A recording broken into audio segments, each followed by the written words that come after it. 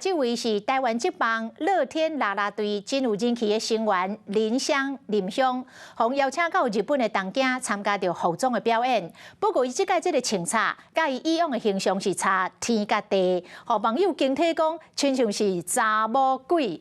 也毋过人林湘EQ 真悬哦，伊来回应讲，因为是第一届来参加，无熟悉，若是有后一届，一定会做了搁较好。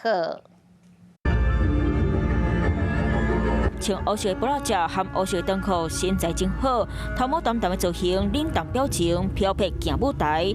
啦啦队女神林湘结束经典赛欧演，被邀请去东京参加世件服装秀，展现出和过去无同的高尚气质。也毋过画面公开了后，有人学了，有人口水，都网友整体造型就亲像鬼共款。毋过毛笔将学了表情做真好。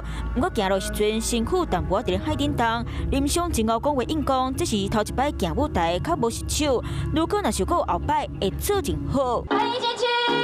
另外一个同款真有高人气的经典女孩君君，去周刊报道，团长因为考虑电年会，认为做加油队落袂久长，按算退出中信兄弟的加油队，甚至团队已经和瓜振东的公司有伫咧直接来转战演艺界。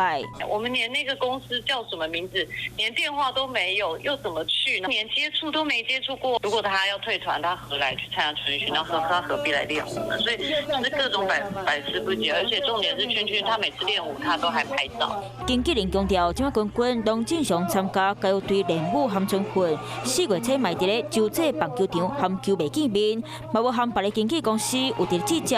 加油队和大家的工作拢照常进行。 Hello， 大家好，我是乃瑜，要教给大家2个任务。第一个，华视新闻的脸书专页，你按赞了吗？